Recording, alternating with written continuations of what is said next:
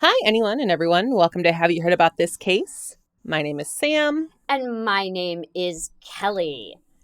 Susan Bailey was a mother of two young teenagers, but as these teens became tweens, tragedy unfolded, to put it lightly. We're going to be looking at a case today that escalated quickly to spiraling out of control. But before I unpack all that, we're talking murder, cults, teenage angst. Sam, what's our question for today? Well, today is April Fool's Day. Yes. As we're recording. And so I am wondering, do you have any good pranks or jokes for April Fool's Day that you and your family would do? I'm so glad you asked me. Thank you. Because I have a traditional April Fool's Day prank that people always forget. I can't do it in my apartment, but I did it growing up every year because you have the regular sink and then you have the sprayer to wash your dishes, right? And so whenever it was April Fool's Day, you take a piece of Scotch tape and you tape that sprayer down when the water is off. That way, when the person comes in to use the sink and they turn on the water, the sprayer sprays all over their shirt. Oh, no. That's my April, because I think it's largely harmless and pretty funny. What I hate is people on April Fool's Day who are like, I'm pregnant and I don't know what to do. I posted an Instagram story today that was like, listen, y'all, don't play with me this year. I don't need my heart rate elevated like that yet. But do you have one that you ever did, or? No, we never really did anything April Fool's related growing up. Except for the fact, and I was talking to you about this a little earlier today, one thing that kind of would inadvertently happen, like it wasn't something that we really sought out as a family or anything, but we would always hear the song Fool on the Hill by the Beatles. Very appropriate. Because a lot of radio stations will play like songs that have fool in the name. Yeah. For April Fool's Day. So it kind of just became a thing for us. Yeah. That we would always listen to Fool on the Hill. That tracks. My father texted me this morning, very upset. There's a radio station around here in Chicago called The Drive, and they plays mainly like just classic rock. And Bob Stroud, one of the DJs on the station, he's been with the station for I don't even know how long. Seems like forever. Yeah. Grew up listening to him. Like, I still listen to him. And my dad was very upset with Bob Stroud today because during their hour of playing songs that have Fool in the name, they didn't play Fool on the Hill.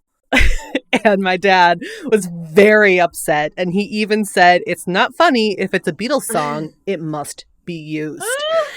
And so if any of you questioned my obsession with the Beatles, it comes from him. It's genetic. It's genetic.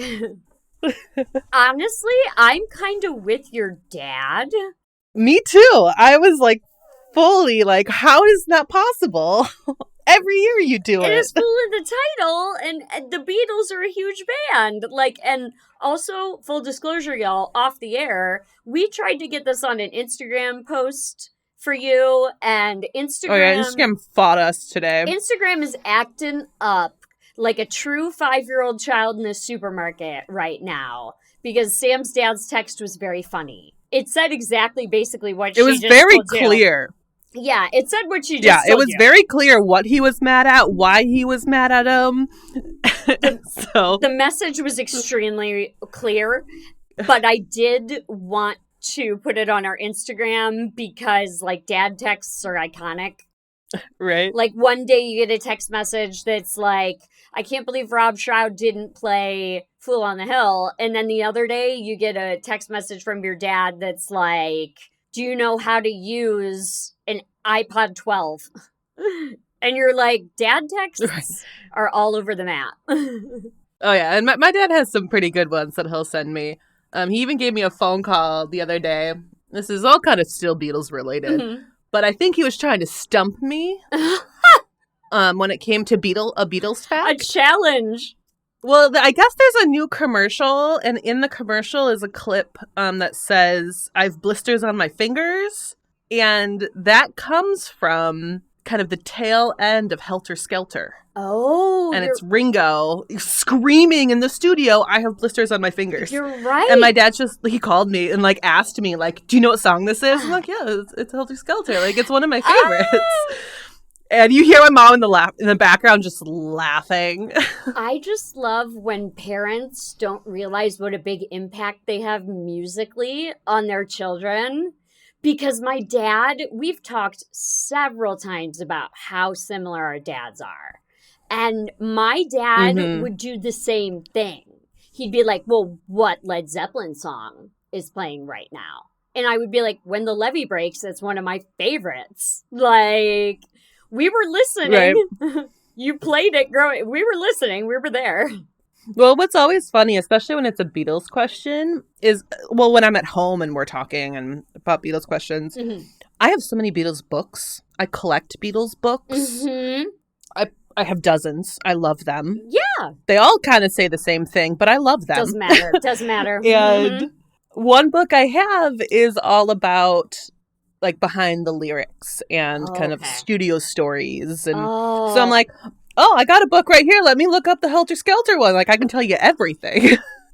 Don't worry. I got you. I love like behind the music stories. Like, you and I have both, I think, said on the podcast before how good David Grohl's The Storyteller is. And it's so good.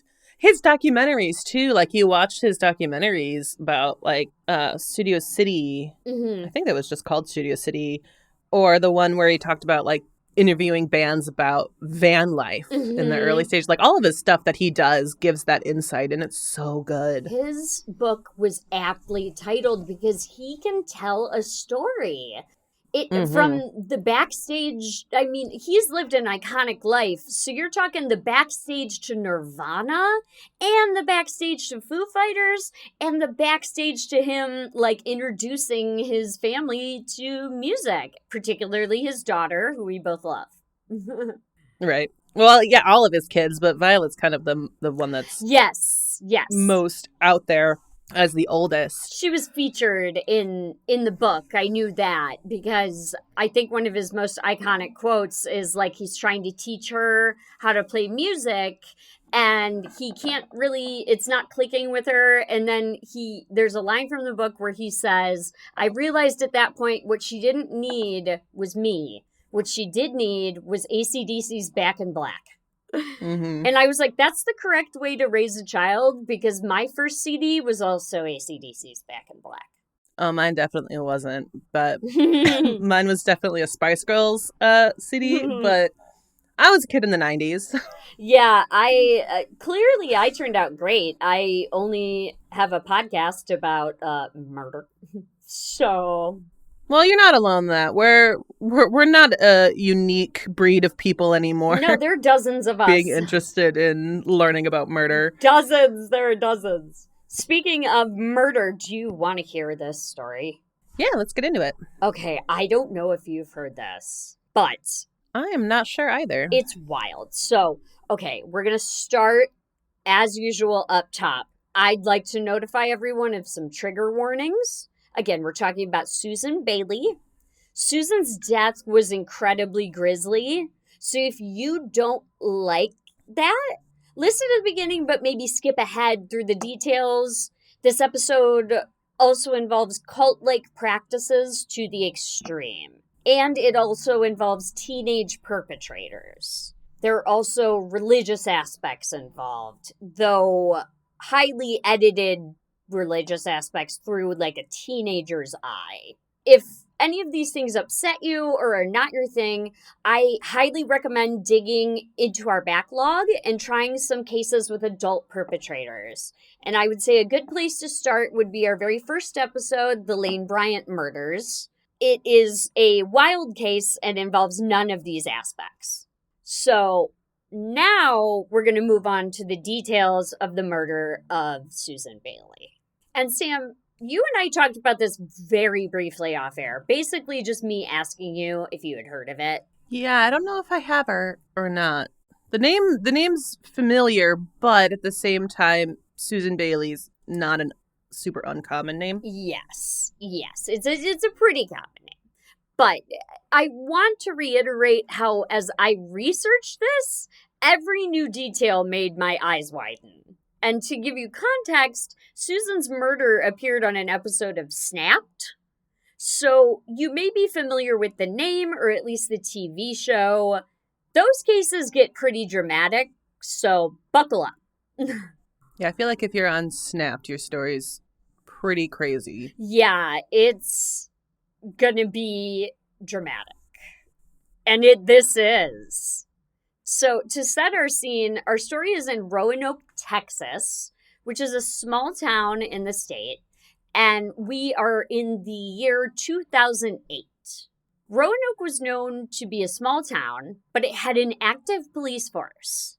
Luckily, as we see sometimes in these small towns, they aren't usually equipped for murder when they haven't seen it in a while. And that is not so in Roanoke. The police were very active. Oh, well, that's good. Because, yeah, you don't see that often. They're not used to it. It can be hard to do. Exactly. A lot of these smaller towns, they haven't seen a murder in, a long time. But in Roanoke, even though they're a small town, they're on it. And you'll see. Susan Bailey was raising 2 children as a single mother, and she was just 43 years old at the time of our crime. And being a single mother, she worked 2 jobs to provide for her children. Brian Peterson, a retired police officer who worked the case of Susan's murder, said he knew Susan, given that it was a small town. He had had interactions with her and shared, quote, "You couldn't help but like her." He also called her, quote, "real, with no put-ons, and a genuine person." She had previously moved to California to pursue fashion endeavors, and she worked at a retail store there where she was said to be happy. She was promoted to a manager of this store, and at this time she met an Air Force member who is never named, and she fell in love with him. They were married, and in 1990, she had her daughter, Jennifer, and 4 years later, they welcomed a little brother, David. For context, her children were 17 and 13 at the time of our crime. Okay, so they were teenagers. Teens, yes. And so we don't have a firm date on when she married this Air Force member. All we know is that Susan's marriage only lasted 6 years later from whenever they got married. Susan's husband retired from the Air Force, and Susan's career was thriving. She was given the opportunity of a great job in Roanoke, Texas, being the supervisor for over 3 states in the area, which was another promotion. So when she's getting married, is she still in California? Yes. Or does she come back? So yes, she is married in California, and then her husband retires from the Air Force. And then when he retires, the chain she's working for in California gives her this other promotion based in Roanoke, Texas. They're traveling back together, and she was, like I said, the supervisor of 3 states in the area. This led to Susan traveling all over Texas, Oklahoma, and Louisiana. And she made good money doing this. And it became convenient for her husband to stay home with the children. Oh, yeah. Yeah. Yeah, definitely. However, in 2005, the job that she moved to Texas for, quote, went away, according to Oxygen, after the company went bankrupt. And so then Susan's family is forced into like a tight financial situation. Oh, I'm sure. Yeah. She was making a supervisor of 3 states salary, and then all of a sudden the company's bankrupt. Yeah, and she's the main breadwinner. Yes. For her family. Yeah, because he's staying home with the children most of the time, which makes sense. If you have the ability, you want a parent there with the children. Oh, yeah. If that's possible, it's just not possible for a lot of people. No, not for a lot of people. So in this case, it was possible. But after the bankruptcy of the company, she feared her family would lose their home because they had moved into their dream home, they called it. And it was large, but that meant the mortgage payments were out of control without her job. She started working 2 jobs, like I said before I mentioned her husband. And then she also took in sewing projects and was selling Mary Kay cosmetics. So she's really hustling. She is... Right. As she's taking in these various jobs, at the same time, it was causing Susan and her husband to grow further apart as she was working and doing her best to provide, and he still was not. As throughout the relationship, he had only worked off and on, even, early on. And after 2 decades of marriage, they divorced. Yeah, that can be hard on a relationship when it's not balanced. Makes it very stressful. When you go through dramatic situations like that, where all of a sudden you're making a drastic amount less, that adds to your stress even more.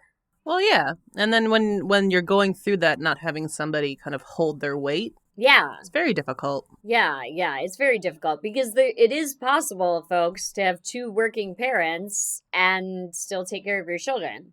Right. Yeah. It's hard. It's definitely hard, but it's possible. People are forced into that situation all the time, but either way, he wasn't picking up much and they divorced. And I can tell you now, he doesn't come back because I don't even know his name.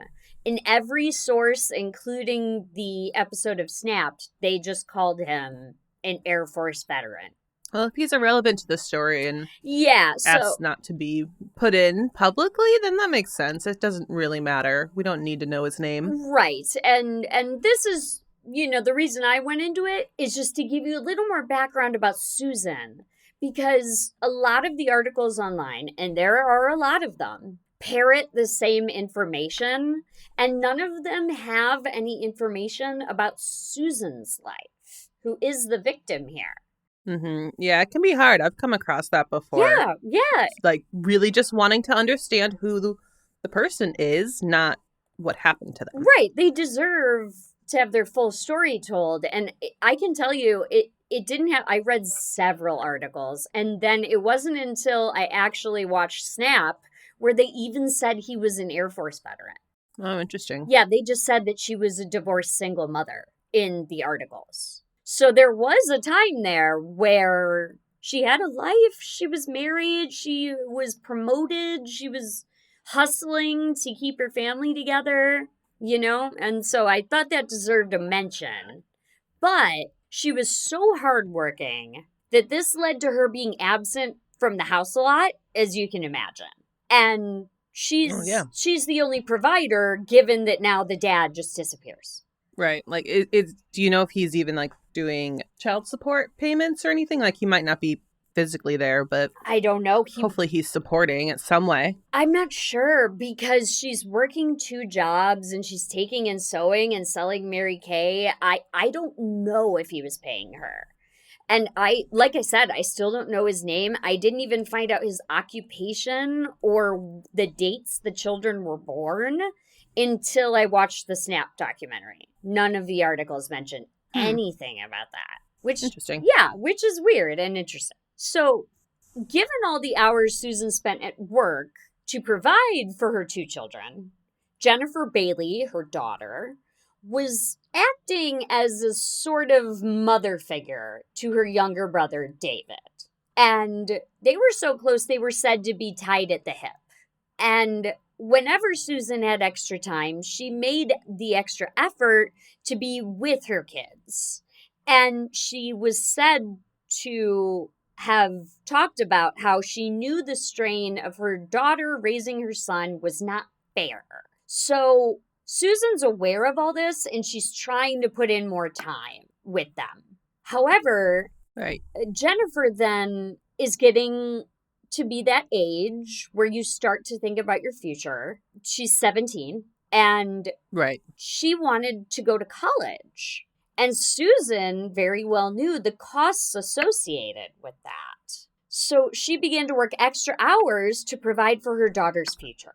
Yeah, it's kind of one of those like catch-22s. Like, you need the money to be able to do this for your child, but you want to be home to be with your child. Right, of course. And I think, I'm not a parent, but I think she made a good selfless decision here because she's working to better her daughter's life. The money she's making, she isn't spending it on like frivolous things. She's saving it so her daughter can go to the college that she said she did, which was an art school. And she's trying to do everything she can to make that happen.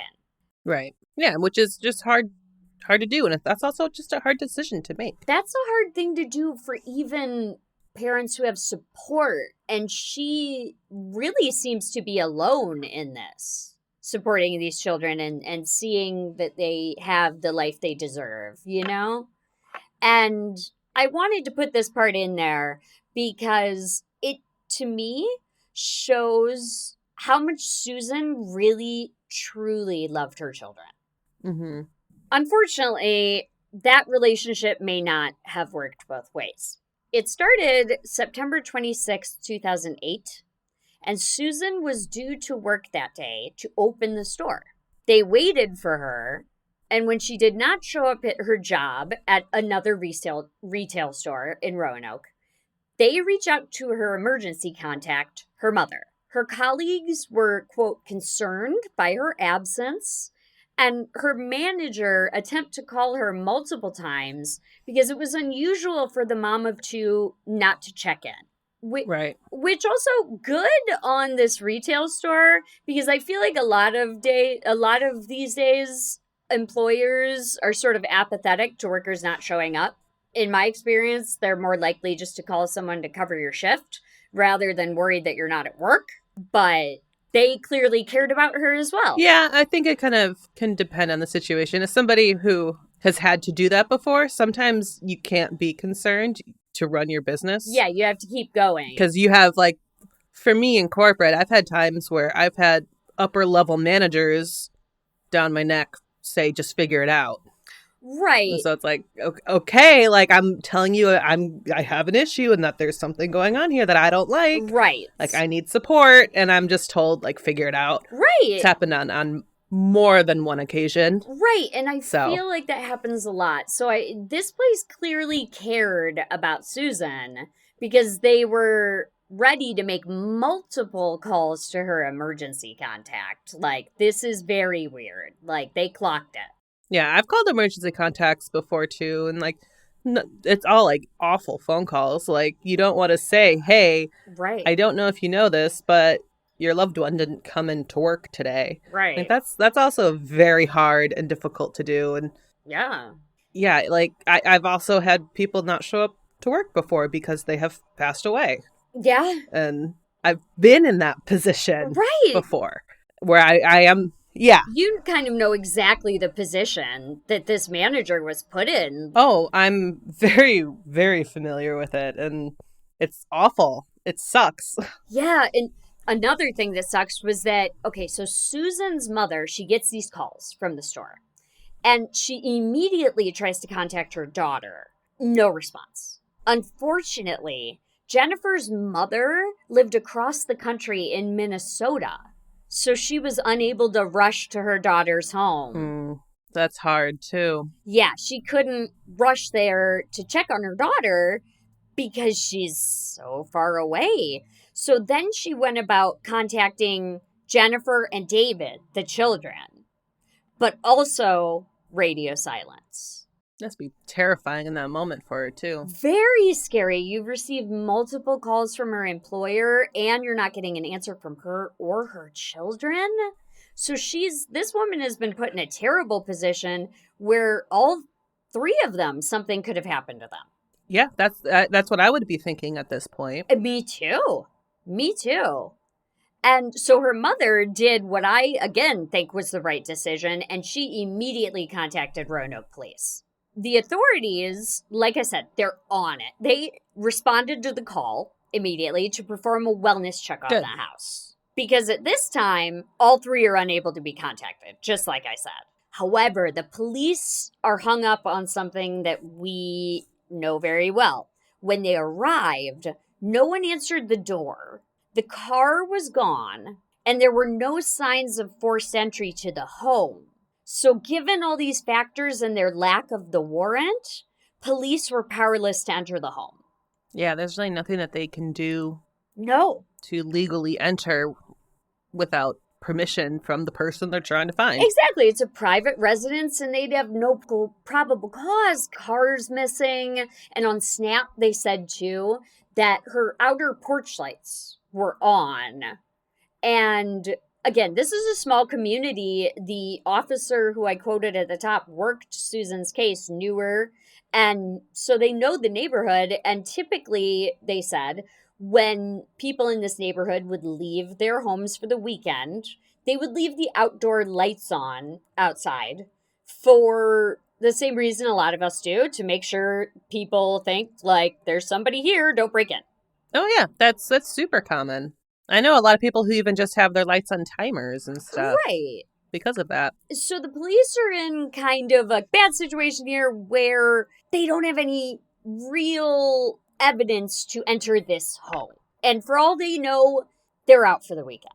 And on Snapped, it did say, too, that Susan was the type of mother where it would have been common for her to grab both those kids up and say, hey, get in the car, we're going for a weekend trip. Right. So they're kind of stuck. So then the night of September 26th turned into September 27th. And Bailey's mother is still unable to contact any of the three members of her family, and she is frantic, understandably. And she again called the police, who again responded. Like, they're on it, but unfortunately, they were met with the same circumstances as their prior wellness check, and were still unable to enter the home. Yeah, they're just stuck.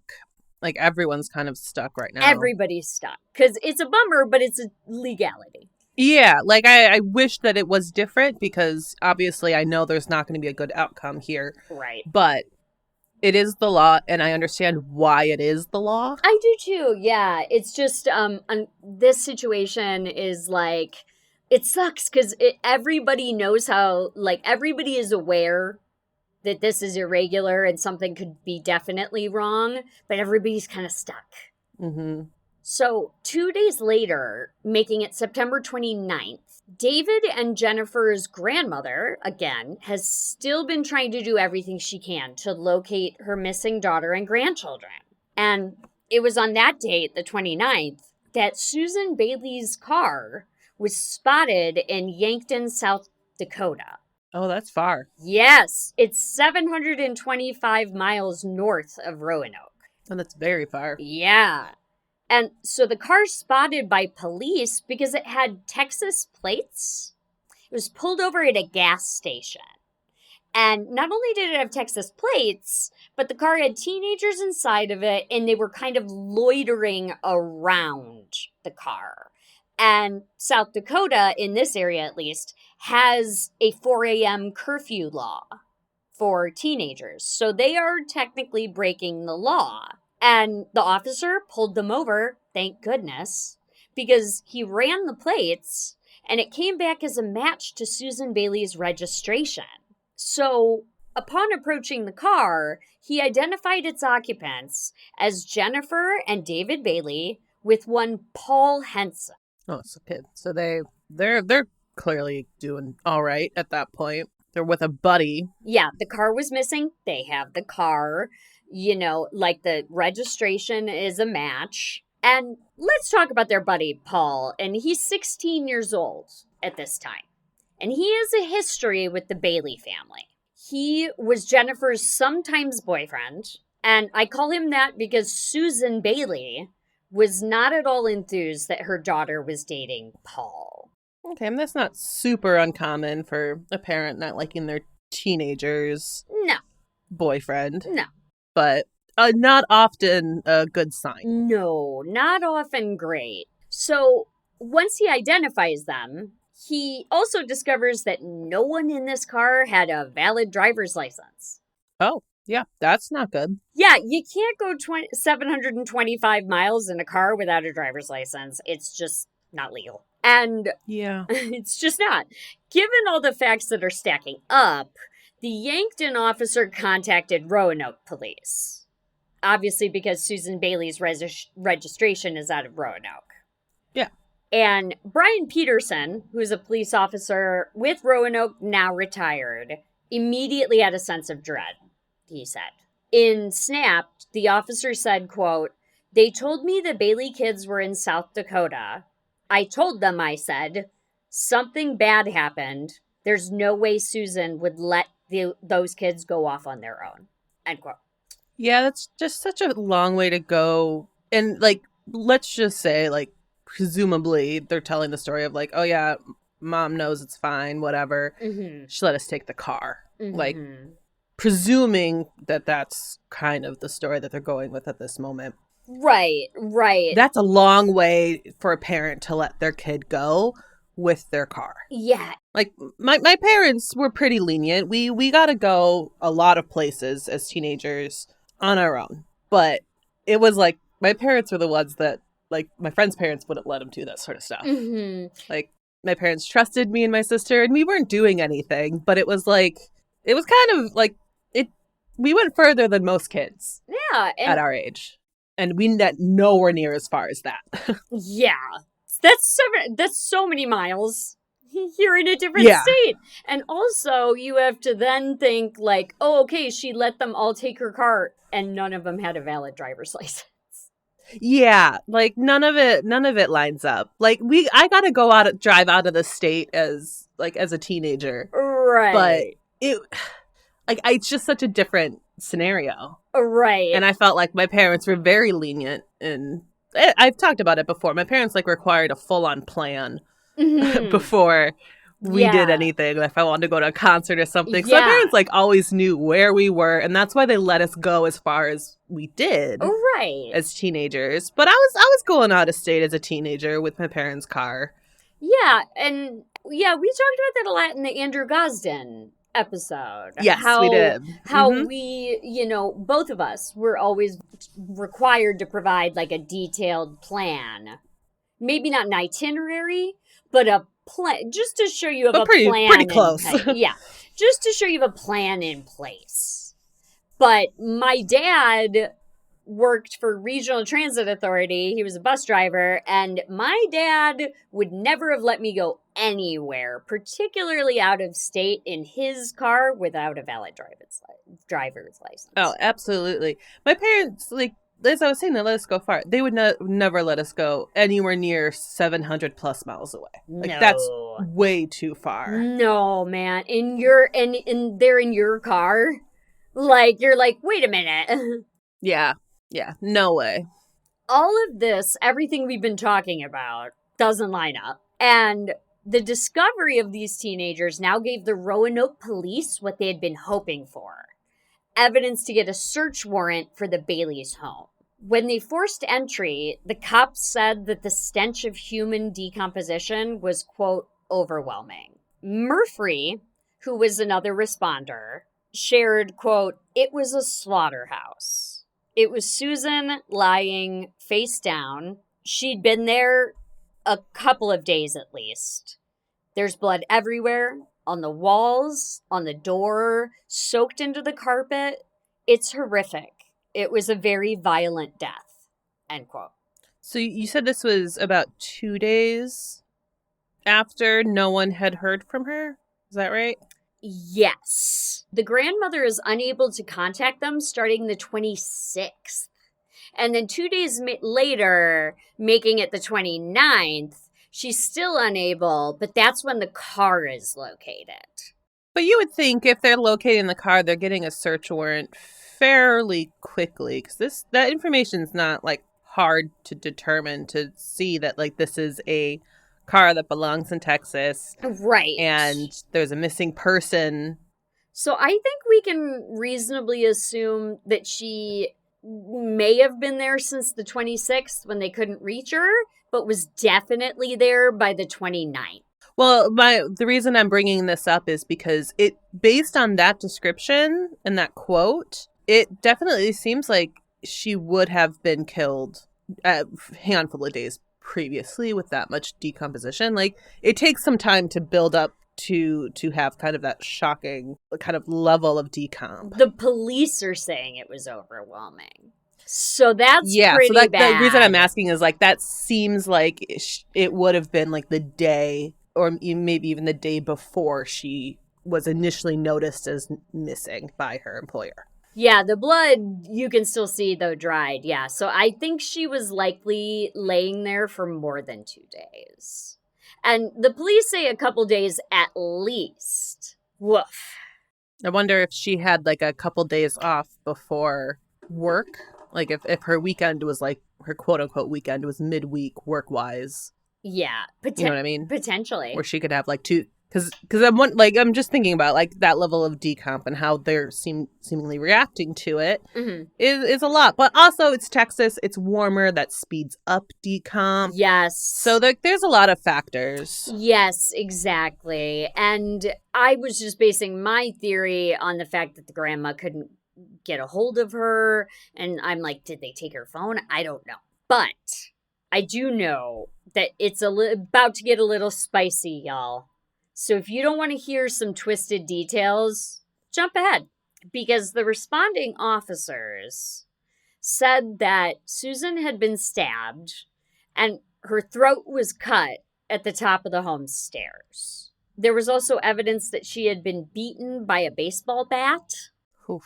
Autopsy results found that Susan had been stabbed 26 separate times. Oh my goodness. I know, it gets worse. That sounds like multiple people.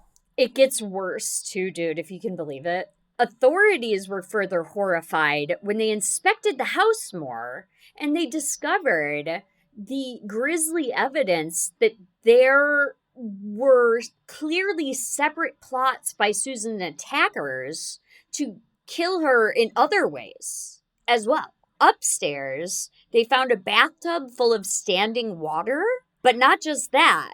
There was also a frayed electrical cord hanging from the shower curtain rod. Oh. Right. So they actually had like other things in the home. Like it wasn't just like a written plan. It was like things were prepared. Things were prepared. For other options. Things were prepared for other options because that was one option. Frayed electrical cord, bathtub. When the police reached the kitchen, they found a cup of pudding that had Tylenol crushed into it, which had been left out. Wow. We have multiple ways that the perpetrator was planning this. Right. Like I know where this is all going. This is vaguely familiar to me. Mm-hmm. So like I know who the suspects are. Mm-hmm. And I think it's fairly obvious just based on your description of the beginning and everything that the kids are involved in this. You wouldn't believe it. I mean, like that seems so juvenile. Yes. To prep it like this, because it's like it feels like they are trying to be adult. Correct. And it's not working. Like that's what it feels like to me. Yes, you've received the right vibe. Because all of this evidence left behind, as well as the several staging scenes, that screams, just like you said, juvenile to me. Yeah, it's like they want to create this like perfect plan. Right. And they start doing something and they're either rethinking it and want to do something else, or whatever they were trying just didn't work. Right. And they had to abandon it and pivot. Right. But it's like they think it's well thought out, but it's not well thought out because it's not working, and whatever they're doing is just left behind. Yeah, because if you had been really planning it that long and you had been an adult who had been planning it that long, you would very well know to remove the frayed electrical cord and the poisoned Tylenol. I mean, some people are dumb, but I would think that I should clean up the other attempts that did not work. You know, it also kind of feels like, and there's a lot of details I don't know. I feel like I've heard like the vague description of this case. Mm-hmm. But nothing more than that. Mm-hmm. It feels like they kind of thought of this plan in the afternoon and was like, let's give this a try. Oh, this didn't work. And then they just kind of kept going throughout kind of the same day, where it's like there really wasn't much forethought. There wasn't. There's enough to be first degree murder. Yeah. Because they're planning it and like setting stuff up. Right. But it wasn't like weeks and months of planning. No. It was like kind of an idea that they're like, oh, let's do this and see what works. Not executed well at all. So, speaking of cleanup, like I said, there was evidence that the attackers had attempted to clean up the crime scene. In the bathtub water, in that standing bathroom water, investigators found 3 cell phones and a knife in the water. Now, I looked this up because we frequently have people who do this. Jodi Arias style. You think because you've submerged the phone in the water, you're good. That's not true. That is not the case. Especially nowadays. That is not the case. This answer comes from Quora, so take it for what you will. But one poster had submerged their phone in water for 30 hours. And their question was, is my phone going to be erased? And the answer was a resounding no from everyone.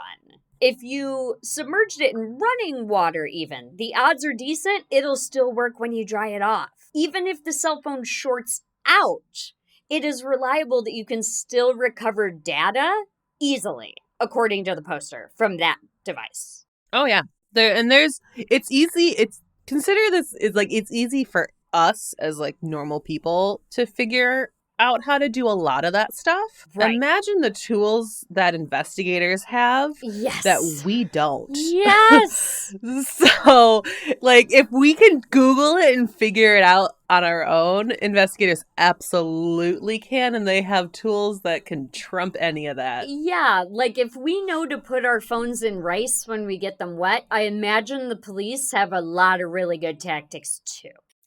Right. And not to encourage hiding your horrible actions, but this poster went on to share, if you want to destroy the data, what you have to do is reset the phone to factory settings. Even after that, they can still recover it. I'll say it's still possible to get it back after that. I know that. Correct. And then you have to literally bash it apart, especially the pieces that store memory, according to the poster. And then, quote, if you really want to make sure nothing happens, burn those pieces. So that's what they had. Yeah, and you know what? I still wouldn't be surprised if there were still ways to at least get some data. Yeah. From that. Like, it amazes me how data is tracked. Mm-hmm. And how it can be recovered in these crazy scenarios. Oh, yeah. The whole idea of erasing it completely may not be possible, but like as far as this poster is saying, it's fairly involved, requiring complete destruction of the phone. And luckily, our perpetrators did not know that. And also, half that stuff somewhere like in a cloud or something. Yeah. Like, the information is still out there, even though the physical device could be damaged beyond repair. Right. And so we're about to hear even more. Like, it's not even just the submerged cell phones. Because as far as the house, police also found evidence of the cleanup in the strong smell of bleach and a Walmart receipt that was found for cleaning supplies. Police also found hunks of recently cut hair, and they were determined to belong to Paul Henson. So they also know he changed his appearance. Correct. So, like, good to know. Thanks for the trail. You're like, okay, so he's going to have a shaved head. You're leaving a lot. And then in addition to all the above, bandanas were found covered in Jennifer and David's DNA, which the brother-sister duo had worn at the time of the killing. So this house was just lousy with evidence that these 3 were involved. So were they, like, covering their face with bandanas as if their own mother wouldn't recognize them anyway? I guess so. And that's another thing that just reads juvenile to me. I'm like, what? Yeah. It just makes it seem like you want to be part of like a movie plot. Yeah. Like that's what they do in the movies. Right. And that's what gives it me the juvenile feeling. Because you're like, I watched a movie about how to murder somebody. We should get these bandanas and soak them in our DNA. Yeah, imagine that poor mother in that situation. Good Lord. That's awful. Good Lord. And when I first started reading into the case, this shocked the hell out of me. Because the next place the detectives went was natural, the local Walmart, because they had a receipt there, and they asked to see their security footage. And to the investigators' surprise and shock, and also mine, the footage showed 13-year-old David Bailey arriving at Walmart on his bike. It also showed him buying the cleaning products and then biking away. Oh, so young. Yes, he's so young. Do we know if the cleaning products were purchased before? Well, I guess we don't necessarily know exactly when the murder happened. Yes, yeah, that's was tricky. it after or during or before, where it was like plan on a cleanup? Yeah, that's tricky because we can't really determine when she was killed, and they don't share what security footage they pulled. Just that they talked to Walmart and found him on there. Yeah, I'd personally just be interested to know if it was before or after. Like how much forethought truly went into it, because if you're planning on a pudding cup, you're not planning for messy, right? So how did they go so far astray to lead to that? It's kind of what I'm curious about. We done goofed up, but for me, I would bet, and maybe you'll think the same way once you hear more, but I would bet David purchased these afterward. That's my gut, because there is further information that comes out regarding David's involvement in this crime. My gut is that like Jennifer was like, go do this, like go pick up stuff, we need it, while they quote unquote took care of things, whether that's with the phones or whatever. Well, you'll hear more about how much David was involved here. Well, I'm saying like after the murder was already done, like David could have been involved in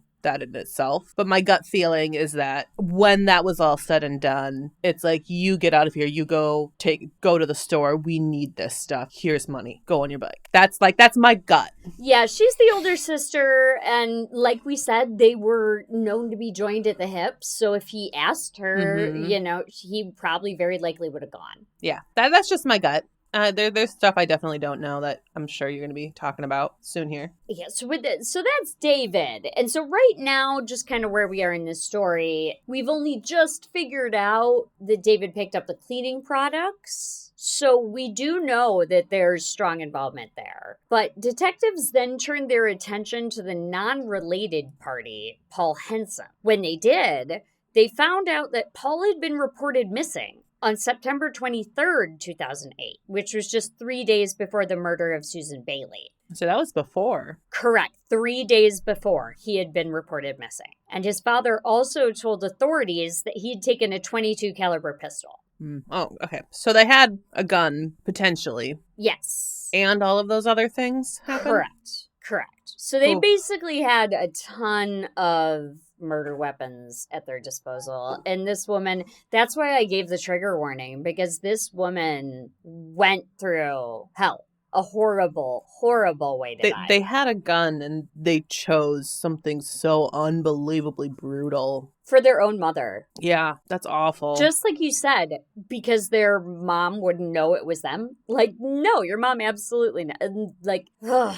Precious Lord. When Paul was reported missing, police questioned the Bailey family, as it was known that Jennifer and Paul had dated. Murphy, the aforementioned detective who was present at the discovery of Susan's body, said, quote, Susan's thoughts about Paul was she didn't like Paul, she said. Paul was a strange kid, and Susan didn't want him around. She didn't want Jennifer seeing Paul. And Susan based her dislike on Paul in that she was growing suspicious of Paul's influence. And despite Jennifer telling her she wanted to go to art school, her working all these extra hours, her grades started to slip and her behavior worsened. So she thought that was due to him. Paul. Yes. Yeah, okay. Because I was going to ask, like, is there a specific reason she didn't like him? Yeah. I feel like it's like, I understand why some parents just might not like the kid that their child is dating, because it's emotional. Yeah. But if there are specific reasons, that's a whole different ballgame. Yeah, so it started with her being concerned about his influence in that her grades are slipping, her behavior's dropping since she's been with him. And the huge fight over Paul between Jennifer and her mom also led Susan to find bags of knives hidden in the house. And these same knives would soon be used to murder her. So Jennifer is hiding bags of knives around the house? Yes. That's odd. I think it just shows more a forethought. Yeah, that's just, again, it's just so weird to me. Like, that seems like she's setting up kits. Mm-hmm. Yeah. Around her home. Yeah. But it's so, like, I can't wrap my head around it. It's so bizarre. I know. So after this, Jennifer claims to her mother that she'd broken up with Paul. However, Paul and Jennifer believed that they had been together in other lives. So they weren't going to follow Susan's ultimatum. Oh, boy. So when police gained access to her room, they found that both Jennifer and Paul had packed suitcases in Jennifer's room. Wait, and they left them behind? I guess so. I don't know. Because the police were like, there are 2 suitcases here. One's got her stuff in it. One has his. So not terribly well organized. So it's so bizarre. Yeah, and so police recorded audio caught so this is when they're fighting about her being with Paul prior to, I just threw that in there that when they gained access to the house after Susan's murder, they did find suitcases for both Paula and John. So they were able to say she very clearly didn't break up with him. And they also knew that because in the initial altercation, the police's recorded audio caught the ensuing fight between Susan and Jennifer. And Susan is heard saying, quote, "I'm really pissed. You tell me you break up with him. You just want to be friends. And I think you did it just so I would leave you alone. I told you he was bad news." End quote.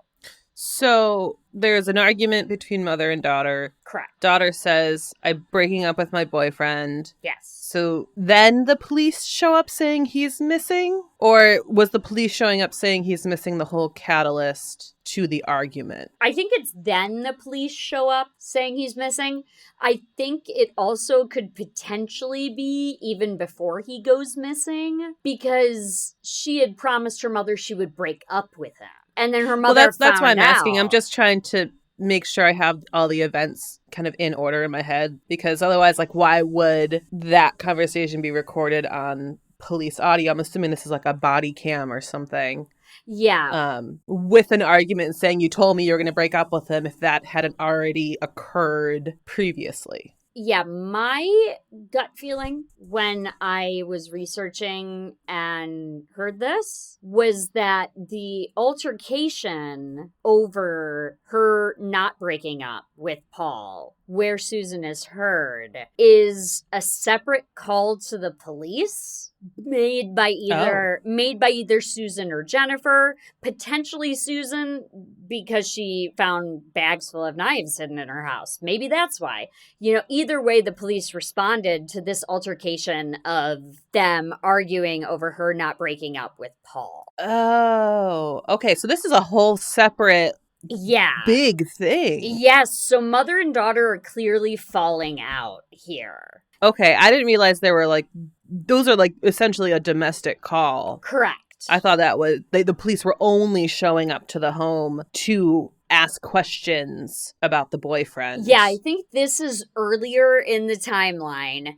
And then the boyfriend goes missing. And then 3 days after that, she turns up dead and they're missing as well. Okay. That makes a whole lot more sense. Okay. I understand. I don't blame Susan because she's seeing a pattern of behavior here where she's having to call the cops over this kid, So I don't really blame her. Oh, yeah. She's concerned, fully understandably. And obviously she has the full right to be concerned with what we know happened. And once they gained access to her room, Afterward, they found out that she most certainly was with him, and this wasn't just a mother just being like, I told you he was bad news, because they found suitcases that were packed for both Paul and Jennifer. So she's not wrong. And when police responded to Susan's murder, they found evidence that Paul and Jennifer had been planning to run away together. Murphy just detailed that they found scraps of paper in Jennifer's room that said, according to him,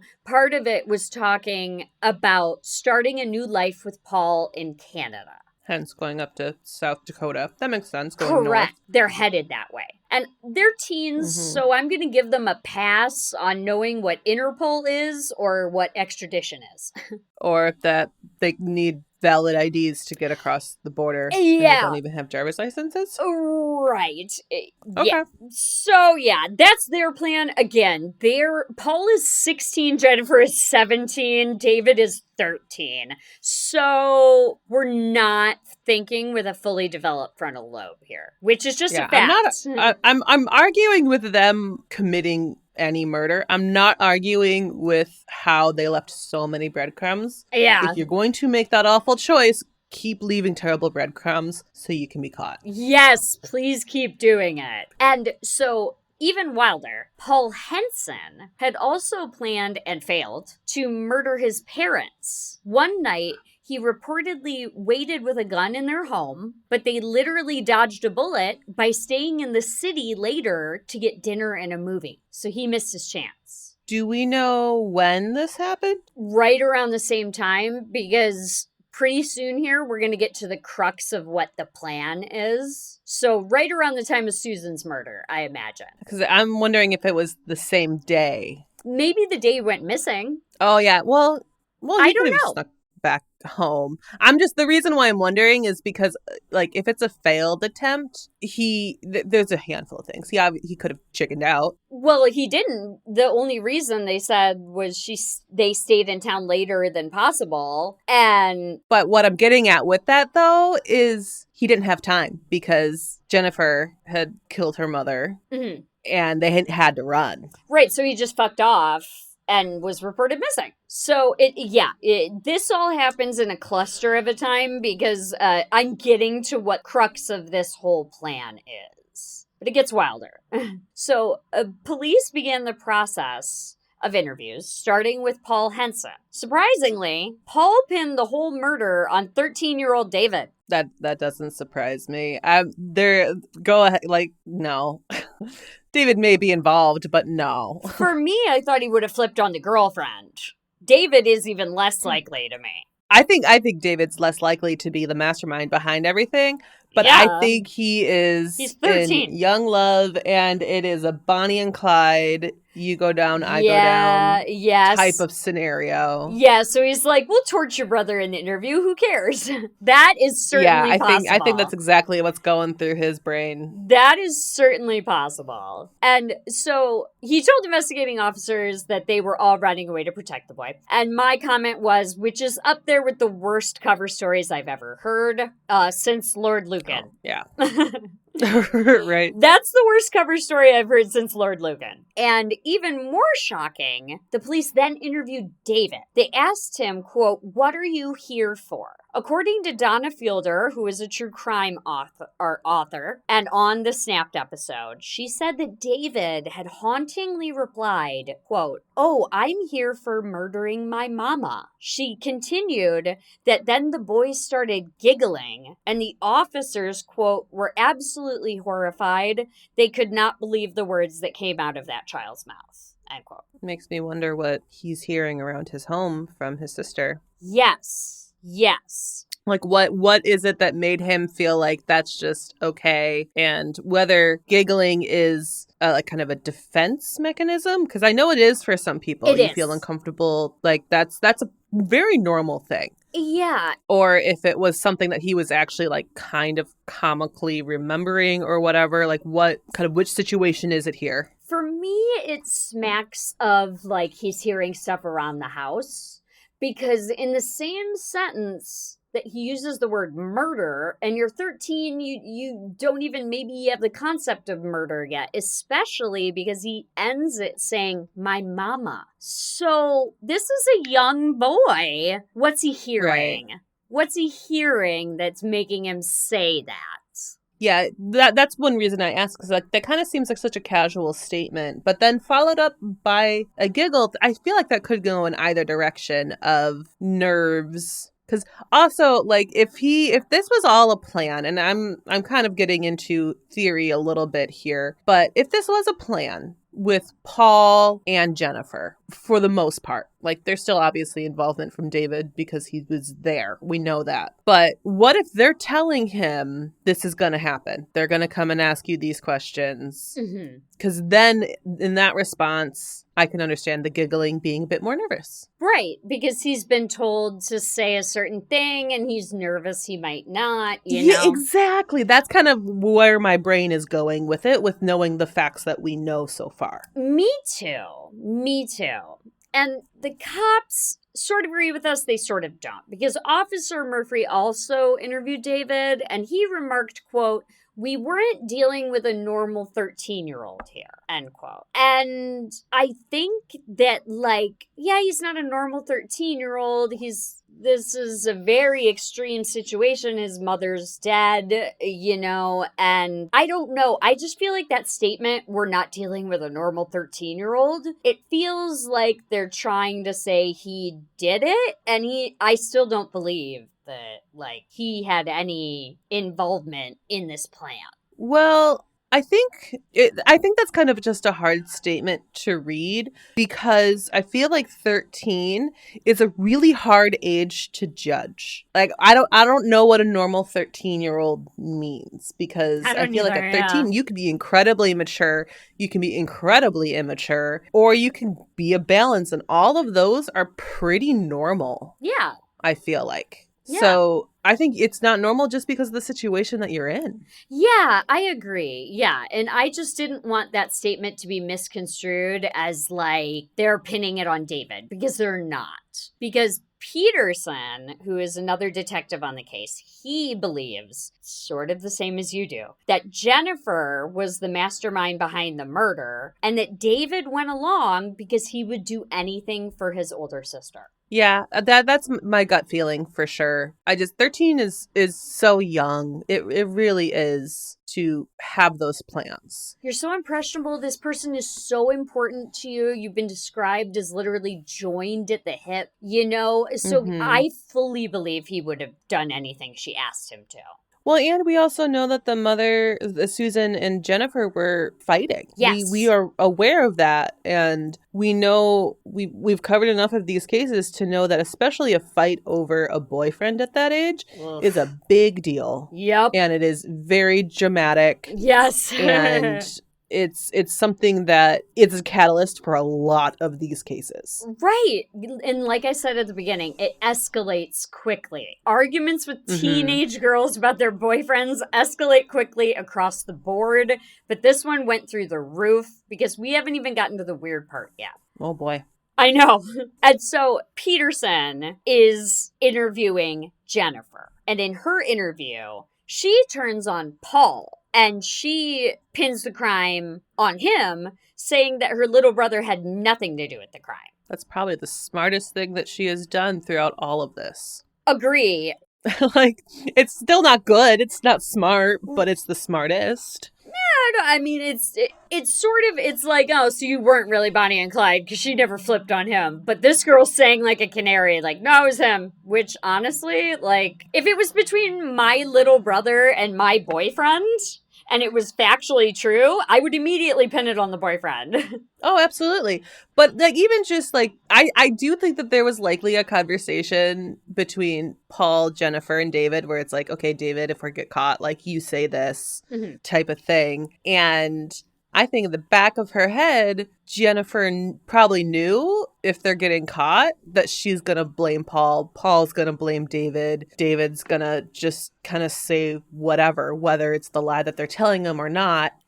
Her best chances will be blaming Paul. Yeah. And she had that in the back of her head from the beginning. Agree. And I do think that while she was falling out with her mom, I do think her and her little brother had a very strong relationship. So I think she absolutely, like from the beginning, was thinking, I bet Paul's gonna try anything he can not to go down, and my little brother ain't going down. You know, so I see, if I were in her head, that might be the way it played out. But yeah, and the police just likely aren't going to believe that a 13-year-old boy did all of it. No.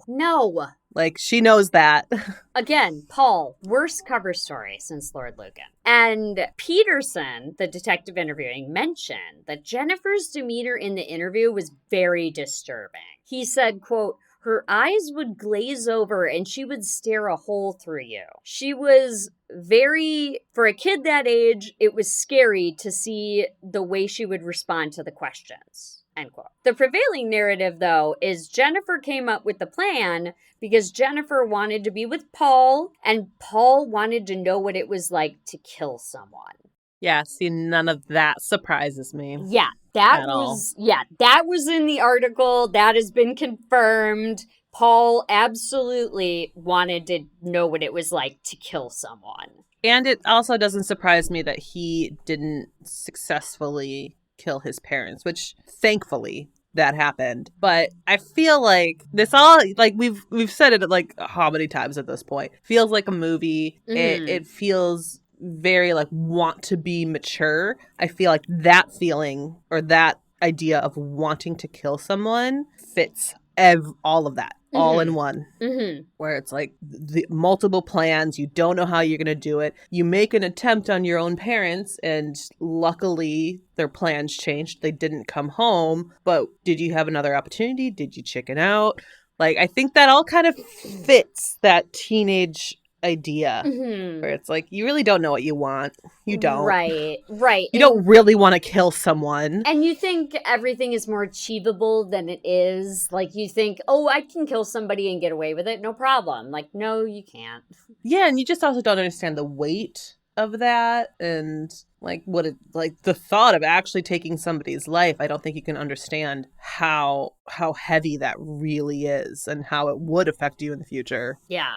At least to the average person, to you and me. Yeah. So we're about to take a left here because this is when authorities granted a teen immunity as they knew there was a large-scale crime being committed and they needed somebody who would talk. So Peterson, he's now retired, but was working on the case. And he interviewed, quote, Marilee. And Marilee is a pseudonym that was given to her when she was granted immunity and when she testified, so her name would not be divulged. And she's just a minor. Yeah, that makes sense. Correct. And so she said, quote, she divulged that there was a plan, and she blamed it on Jennifer, coming up with the idea to kill her mom. So, as typical teenagers in trouble, we now have everyone turning on everyone, and each teen involved blaming a different party. It should be noted that Marilee was already incarcerated in a juvenile detention center for her own crimes and was not present during Susan's murder. Okay. Could mean something, could mean nothing. You'll see. And so this is the first time in the script I wrote, here's where it gets weird. So, again, Marilee explained to the detectives that she, Jennifer, and Paul were in a relationship. She also shared, quote, that she was dating Talos, Paul's violent alter ego, while Jennifer was dating Paul, end quote. Okay. So clearly Paul has some mental illness issues as this violent extra personality continues in the story.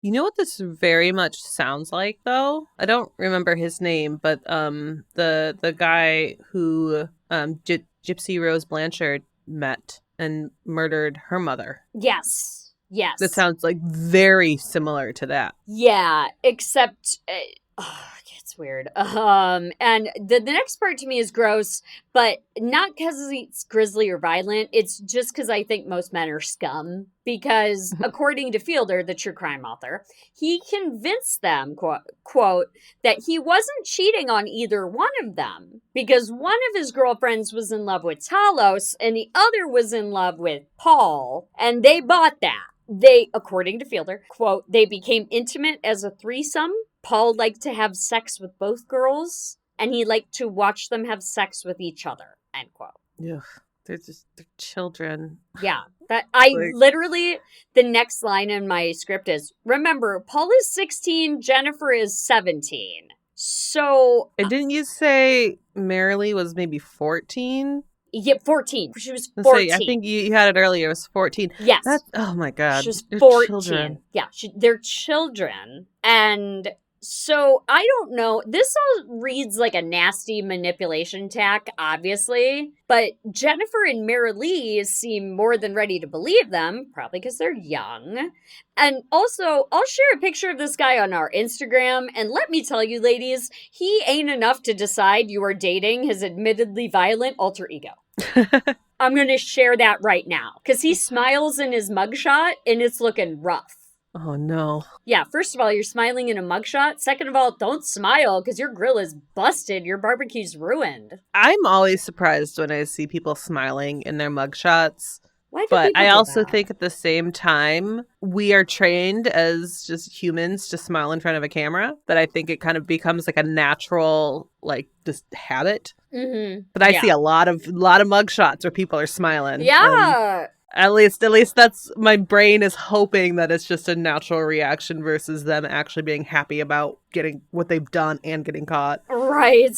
And so I know I told you it gets weird, but we're going to lean further into the weird because that's what happens. So the relationship between these three went further than sex. It extended to a religious cult-like atmosphere, with all of them being interested in dark mysticism. And don't get me wrong, that is fascinating. But we're about to hear some of the practices these three used, and I don't know if I want to investigate their type of dark mysticism. Uh-oh. Yeah. Peterson described it as, quote, they were kind of into dark mysticism, fantasy games, all this cult-like fantasy world. One of the things they would do a lot is they would cut each other on the back and then they would drink each other's blood or let Paul drink their blood. End quote. Ugh. Yeah, so as I said, this is where I'm out. I'm not letting anybody drink my blood. That stuff is a biohazard. And even if you're 17, you should raise questions about why someone wants to drink your blood. Yeah, no, I don't like that. No. I don't like that at all. No. What? What? Yeah, no. Nope. I'm out. Like that. I'm interested in dark mysticism. I would say dark mysticism sounds interesting. Like that. I'm not sure I'd put drinking each other's blood in that category. I absolutely would not.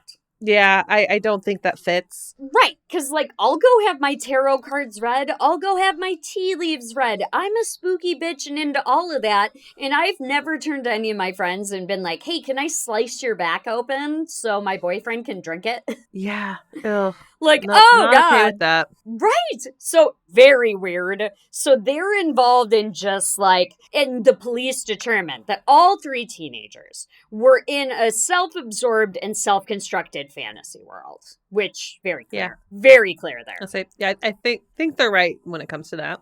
Yeah, they're right. Yeah. And so going back to Marilee filling in the detectives, she further expounded that the plan was concocted by Jennifer to kill all their parents. So each teen would kill their parents. They would then flee to Canada and set up a commune. I don't know if this was going to be some strange dark magic commune, or if Paul was going to be the mayor and drink everyone's blood, or if they just wanted to live in a strange throuple and be unbothered. But the plan was to start a commune. Hey, and okay, so and they're just going to bring David along. Yeah. Okay. Yeah. Okay. I guess he's stuck. Okay. Yeah, he's got to come. The thing is, like, I wish I could say like this surprises me to like hear stuff like this come out of teenagers' brains and like that they actually did it. But unfortunately, I can't say I'm surprised. Like, and I hate that I'm not. I was going to bring it up. I didn't put it in my script because I felt I was running long, but it seems like a lot lately, just in the current news. This is from 2008. But lately, in our current 2024 news, I feel like perpetrators have been getting younger and younger. And like teens lately just seem way more likely to be suspects, just as culpable, Well, you yeah. know? I feel like, well, you and I just like we're in this business. Like we Yeah. read these articles. Yeah. Started just because we were interested, and now obviously we have the show and stuff, so we read even more than we ever did before. Yeah. But I feel like we've hearing this whole narrative. It's less surprising to me that they are living in their own fantasy world, and that this is their fantasy that they then kind of brought into real life with, and now have very real life consequences, versus a teenager plotting and succeeding with their plot and then getting caught along the way, and just kind of like what we'll see in a lot of our other cases that we covered of just adults wanting to kill somebody else. But like like I said, it reminds me of Gypsy Rose Blanchard, because there was a lot of mental illness and multiple personality type of thing going on there. It reminds me of Tyler Hadley, who killed his parents and had a big house party with in the closet, being bludgeoned in the next room. The next room. I knew, somewhere. But like, we hear these stories, and when it comes to teenagers, this doesn't surprise me. And I wish that wasn't the case, because this should never happen, but it doesn't surprise me. I mean, it doesn't surprise me that they're in their own fantasy world, because teenagers usually are. I don't know. I just had the impression that perpetrators have been a lot younger lately, mainly because I've been following the Kaylee Gain case really closely, who is the young woman who died. She didn't die. She survived. Goodness knows. She was the girl who was in a fight at school, and it was video recorded, and the suspect was slamming her head against the concrete, and she had a skull fracture, brain bleed. She was in a coma. They weren't sure if she was even going to wake up. And now she's survived. She's awake. She's able to, she's building it back. She's building it back. Yeah. But they were both only 15 too. So maybe that's just why I've been thinking about it, because I've been reading a lot about that case. Well, I also think that, as you said in that one right there was a video of it that went out. That those sorts of videos, for some people, they look at it as, see, they're doing it too. Not, right, that's awful, this shouldn't be happening, how do we stop it? Right. It fuels some people, but when it comes to people like you and me, we look at it and it's tragic. Yeah. But not everyone sees it the same way. But it's all over, and people are absorbing all of this information, and it's fueling them. Like and I think that's why we're seeing some younger people become involved in very severe crimes, is because it's at their fingertips. They're watching it whenever they want to. Mm-hmm. Mm-hmm. You're right. And I'm not one to say like that violence in video games or movies or whatever is a bad thing. I personally don't think that. No. But I do think when you have the ability to absorb it, when you already have your brain is already programmed like that, it can accelerate it. Yes. And I think a video game and a movie is something totally different than watching people your own age who actually exist, who may even go to school with you, committing these acts. You might feel even more emboldened. So I don't think I'm agreeing with you. I don't know that video games and movies are, the culprit. I think it's the constant access to basically a video live feed of teenagers fighting. And unfortunately, in this case, they lashed out against their mother. Yeah, so the one person who was trying to help control the situation. Yeah, she was trying to help. She was trying to help. She was trying to work all she could to get her daughter to school, and to get her, even though her daughter didn't see it, to get her away from this guy who Susan thought, could have been damaging her chances for this future that Jennifer had told her she wanted. Mm-hmm. So Marilee offered testimony at trial, and based on this and the evidence, investigators gleaned that Jennifer Bailey ambushed her mother, who was coming down the hallway, with a baseball bat. Paul Henson then slit her throat from behind. Shallow stab wounds were present on Susan's body as well, leading investigators to believe that David, 13, had in fact been a part of his mother's murder. Oof. Yes. Murphy said, quote, all three participated, all three stabbed her, all three planned her death, and I believe all three are equally responsible. They planned to kill Susan, take her car, and then go live happily ever after, end quote. Yeah, like I don't necessarily think he's wrong. Like I have questions about David, but I do agree. Well, as you said, shallow stab wounds, my first thought was regret or not wanting to do that. Yes. That's usually a sign of like hesitation. Of being coerced, yeah. Not even being coerced, but like if it comes down to it, so Jennifer attacks her mom with a baseball bat, and then let's say Paul hands her the knife and says, here you go. Mm-hmm. Just even though she's already made those actions, she could have regret in that moment and have a shallow wound. Mm-hmm. Or, as what they're saying here, it was David kind of being coerced, as you were saying. Like, I think both are possible, but immediately when you said shallow stab wounds, that my first thought was like, this is somebody who doesn't want to do this. Right. Whether that was Jennifer or him, I don't know. But yeah, if he's involved and if as the investigators are saying, I think that's equal parts responsible. I do. Yeah, and unfortunately, they must have had, I mean, we talked a little bit about the preponderance of the evidence, but they must have had enough from those interviews as well to implicate David, because the next year, 2009, all three teens pled guilty to the murder of Susan Bailey. I'm sure there was plenty of forensics as well. It sure seems like they didn't do a good job cleaning up this scene. So I'm positive there had to have been forensics that tied David in addition to all of it. Yes. And they had those bandanas that was just covered in their DNA.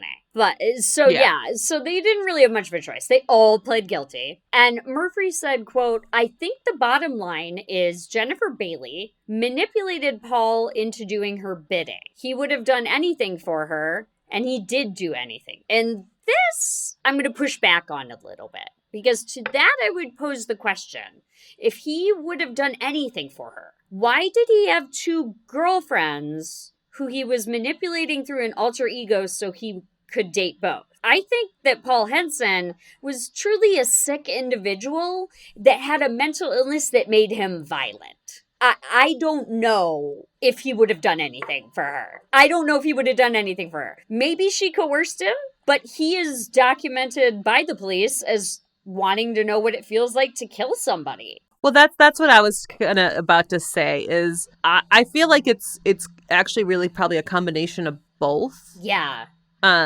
Because it's like, if to me it feels like this is the whole we were lovers in past lives and all of this stuff, that they both were kind of on the same page the whole way. They both were part of this fantasy. Yeah. And I think that there's a good possibility that the comments of he wanted to know what it was like to kill, it was very true. And he's telling this to Jennifer, and Jennifer is basically, well, me too. Like she had the same thoughts as he did. And once they both said it out loud, this plan started to form. Right. And also, I left out something here that also implicate, the fact is, it wasn't just Jennifer and Paul in on this. It's Marilee too. Because I said Marilee was incarcerated, but I skipped part of it. Because they found Marilee, they found a high school ID with her real name on it, obviously. And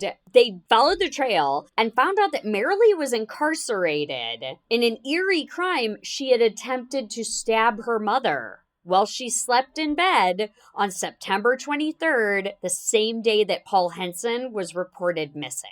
And her mother was lucky enough to waken and discover her daughter with a butcher knife intending to stab her. God. Yes, and she was able to take control of the situation, and that is when Mara Lee was incarcerated in the juvenile facility. And that's obviously why we know she wasn't there that night. Correct. And Murphy said, quote, "It sent chills down my spine.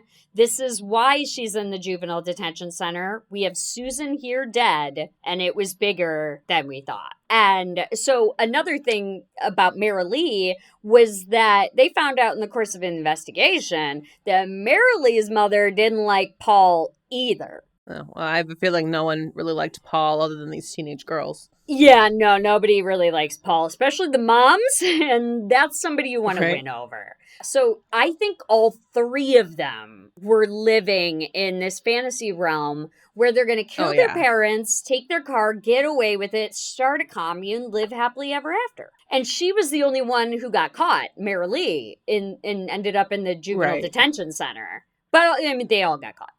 But she got caught first. That brings me back to my question of when did Paul attempt to kill his parents? Because if that's the same day he went missing, I wonder if there was a previous plan on Susan that same day that just something didn't happen and it wasn't discovered. That is my gut You know reaction. what I mean? Just because like it's the same day for everything. Like that kind of makes the most sense. Correct. That is my same idea here. That there was a pre-existing plan in place where each of the three of them would take care of their own parent and things just kind of went awry. Paul fails and he goes missing. Mara Lee gets caught.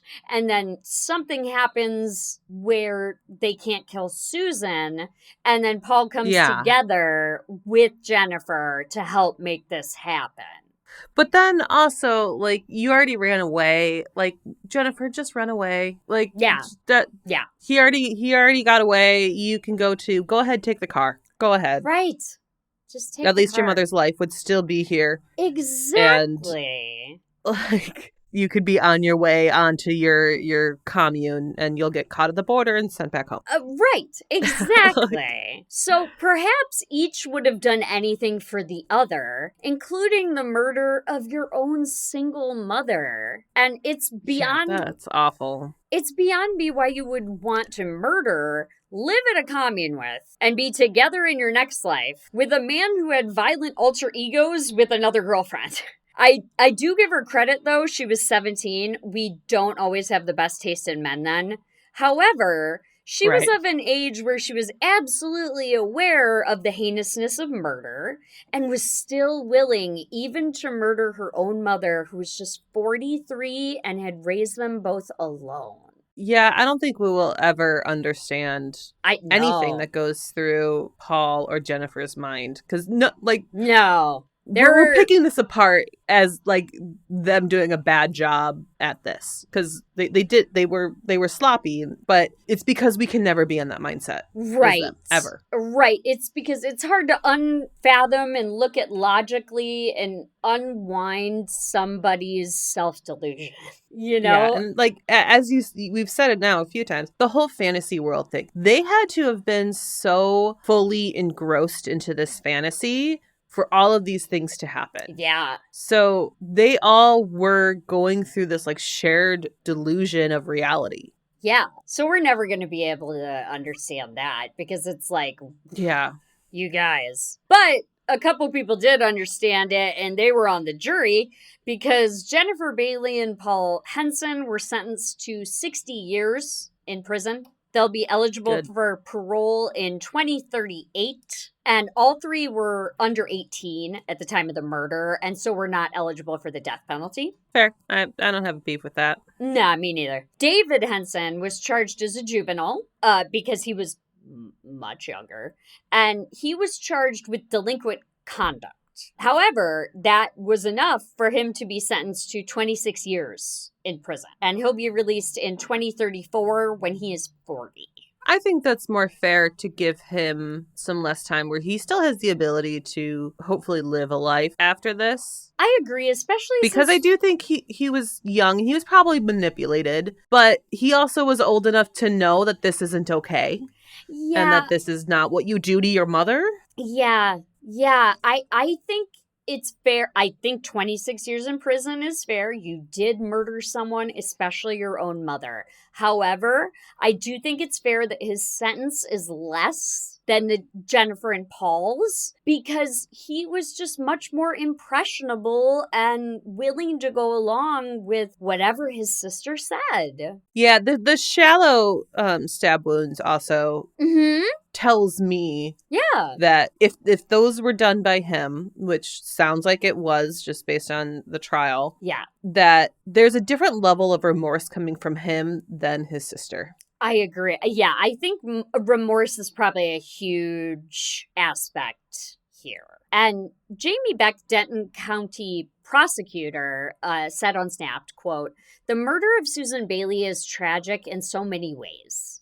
These kids were well cared for and loved by their mother, and she poured her whole life into them. And for them to not only take her life, but to take it in such a brutal fashion, it's really just evil," end quote. Yeah, it is. Yeah. And further expanding on that evil, Officer Tracy Murphy said when he met Jennifer, quote, "This young, timid, frail girl transformed in front of my eyes. I'd never seen anything like it. She just looked up at me. It was evil. If she could have come across the table and hurt me, she would have done it at that time. We were dealing with a killer," end quote. Yeah, I can't even imagine being in a small town, seeing somebody that you know and their child, and then having this all happen. Yeah. I can't imagine that. Yeah. I grew up in a small town, and like I'm just imagining that with people I know, and I can't imagine being like you probably know a lot of small town police officers, and imagine like somebody you know ending up on the wrong side of the holding tank, you know? Well, I actually do know some people who very surprisingly murdered others, but I mean, we all that's some personal stuff. We all end up on the wrong side of the holding tank every now and then, but I imagine as a small town cop who knows the mother and maybe even knew the daughter. Yeah, well, that's what I'm imagining is he probably at least is familiar by just knowing that Susan has a daughter. Well, and then imagine sitting on the other side of the table as that. That's hard to imagine. The one cop who he's retired but worked the case said he knew them well enough that he knew the quote about Jennifer and David being joined at the hip was from him. Yeah. So he knew them well enough to know how close they were. He knew the children, at least by eye. So, if he was on the other side of the table that day, can't imagine it. And I could honestly expound on this case with a bunch of other details, but I think the grander picture more captures the essence of this crime. When I first read about it, I thought my eyes were going to pop out of my head. They were so wide with every new paragraph, and this was a wild ride, and I hope Susan can find some rest, or at least haunt her daughter and her accomplices every day that they spend in jail. Because as we've said in this episode, I can't imagine anything more heartbreaking than being killed by your own children, and I really hope she was knocked out early in this process so that she didn't have to experience that. Yeah. Sam, any final thoughts on this roller coaster? I hate cases like this. I hate them, but I find them so fascinating at the same time. It is fascinating. Because, I couldn't believe this. Yeah, and you and I do this, I think, essentially the same reasons. We find cases interesting and we want to understand them. Mm-hmm. We want to learn things from them for the future. And I feel like this is one of those cases where we could dive so deep into this, learn every single detail of it, and still never understand. Yeah. And that's what drives me the most crazy with these sorts of cases, is because I want to understand people's brains. I find it very interesting. Right. And I think that that's something that is why a lot of people like true crime. We want to understand the reason that people do things. Yeah, it's like a sociological impulse. Yeah, and I know I will never understand these kids. I know. Ever. I know. That it drives me nuts to attempt. So I hate them because it's like I never want to hear about a child killing their parent. That's so sad. But I also do want to hear about it to learn. But I know there's not going to be an outcome with what I'm learning because I just will never get it. Yeah.